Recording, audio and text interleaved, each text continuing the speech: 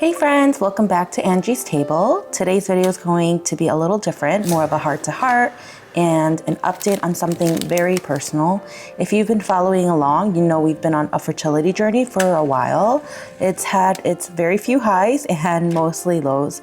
I've updated you guys before that we've decided to take a break from treatment this year. So this video is just me sharing where I'm at physically, emotionally, and mentally, and what it's been like to take a step back. So it would be a lie if I said I don't think about pregnancy and getting pregnant at least once a day. But then I actually did start to wonder, like, why do I want this so bad? Is it something that I truly want? Or is it something that like everyone in my life stage is going through and I just feel like I need to fit in? Is this truly for me? Is this something I truly want? And I will talk about what I came down to, like a conclusion for that, because I did. So stay till the end and I'll let you guys know the answer to that question is like, is a kid something I truly want for myself?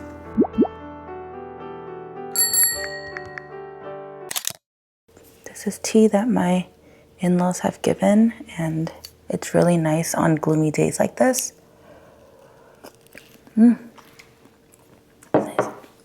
I have hurt my wrist officially, so I haven't been able to work out at all this week. For like the past 5 days, I'm gonna be going in 2 days. And also this week's been really crazy. If you can't tell, my voice is a little raspy, but my grandma had a really bad fall this week, a couple of days ago. So we've been in and out of the hospital and we thought she needed what was then like a hip replacement, but the placement of the fracture was actually on her femur bone, very close to the hip bone, but not on the hip bone. So luckily they just needed to put a rod in her femur bone to like hold it together, but she didn't need a total hip replacement or anything like that. But I think between that and everything, I'm just not feeling that great. And now my wrist is acting up, so here we are. That's a quick update on me. I'm literally still in my pajamas. This is the shirt I am currently sleeping in when I go to sleep. But yeah, going back to the point of the video and an update on my fertility journey, since I feel like I haven't really given you an update. Like I've just last told you we're taking a break and that's kind of where I left it off at. It has officially been 8 months. Wow, it's already been 8 months. That's a long time since IVF. That's crazy. I didn't think it was 8 months. I just kind of wanted to go over like why we were taking a break, and I'll just give a really quick summary of my journey in case there are some of you who are tuning in at this point in this video. I do have I vlogged my entire fertility journey on my channel, so make sure to check that out. My husband and I have been together for a very long time. Met in high school, dated all throughout college, and ended up getting married at the height of the pandemic. And we actually didn't have a wedding, and we used that money we would have on a wedding to purchase our home that I am in currently. We've been living here for, is it going on to 5 years, you know? Yeah. Wow. Why am I getting so shocked today with all these dates? Yeah, we've been almost living here for 5 years. It'll be 5 years this early fall. That's crazy. After being married for 2 years, we decided to start to try to have a kid, and all of that failed. It is currently 3 years of infertility and counting. Starting 6 months of TTC, I started going to my gynecologist to see if there were tests that I can do with her. We've run a lot of different tests. And at the 1 year point, I did an SIS and my tubes are clear. At year 2, we decided to go ahead and go to a fertility clinic. So through the fertility clinic, we did SISs. We've done sperm analysis over the course of all that time too. Like at the 1 year mark, my husband got a sperm analysis. At the when we got to the fertility clinic, when we were starting treatments, he got another sperm analysis. Everything came back good. We did everything we could with like 4 rounds of IUI, a round of IVF, which ended up being unsuccessful with the egg retrieval because they were only able to retrieve one egg because I had ovulated prior to the procedure. I've done Chinese herbal medicine. I've done literally everything, like TikTok Mucinex trends, and literally I think I've tried everything, but nothing has worked still. We were diagnosed with unexplained infertility, and for now we decided that we needed to choose what was best for us and our mental state, because at the end of IVF, I was at the lowest point that I've ever been in my life, and it was just like a really dark time. I'm readjusting this. I've been to like therapy or counseling because I felt like mentally I wasn't there. But yeah, fast forward to now, 8 months later, I'm in a very good place. But simply put, this journey has not been easy. It's actually been very exhausting. And I don't mean this just like physically, but mentally too. Like I said, this whole scheduling, going to my fertility clinic every day, and the disappointments and the hope, like all of that, I was just like, I don't want to deal with it. At least for 1 year, I don't want to repeat that part of my life again. And after the IVF and talks with my therapist, a lot of talks with our families and my husband and I, we decided that we didn't want to push forward with more treatments, and we just wanted to focus on ourselves for that year, which we have, and it's been great. But I mean, I'm not gonna lie, there were times when I was just looking through my phone and researching, thinking like, should I just be sitting here? Because I'm that type of person. I'm very proactive. I always need to be doing something. And I have looked at like, okay, should I try a different fertility clinic out, or should I stick to this clinic? Because technically they know me. We've done like a trial IVF session with them, and so they know like how my body works in some ways, and maybe they can readjust the timing of things or the medication strength and dosage and whatnot. But I'm just trying not to think about it for now. I do think that my husband and I have talked about possibly starting IVF early next year, and I feel like if we're not pregnant by then, I probably will want to do a round of IVF. So I will update you guys on that too if we do end up doing it. But that's kind of where I'm at right now, is like I do want to do IVF if it doesn't work out, because I do feel like now my biological clock is really ticking. I just turned 34 in June. So yeah, so I'm kind of like, maybe I should try one more round of IVF. So initially there was a lot of pressure around fertility timeline. The doctors were telling me that I'm still very young, and it's like starting when you're in your because I was going to the fertility clinic at around 32, when I was 32 years old, and then I was 33 when I did IVF. And then yeah, now I'm 34, so I'm kind of like, oh my gosh, is my time ticking? And I started feeling a lot of pressure. But something I realized is healing can't happen under pressure.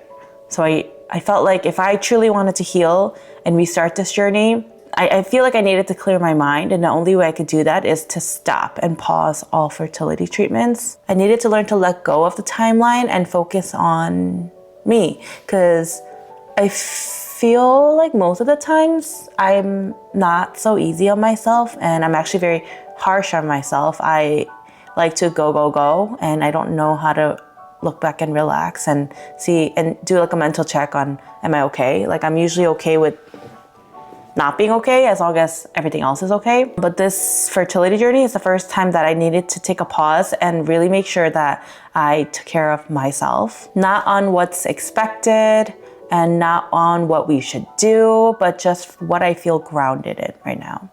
And honestly, I have the best in-laws. I have the best parents and family and husband. Our entire family.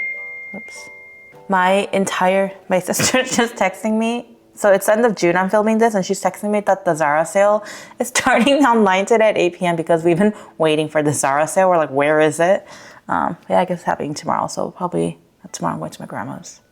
Going on a tangent right now. But no one pressures us. They just tell us that it's gonna happen when it should happen. But with how the world is and how scary it is and how crazy it is, there was a point in time 6 years ago where I was like, maybe I don't want kids because this world is crazy. There was a time I thought like that.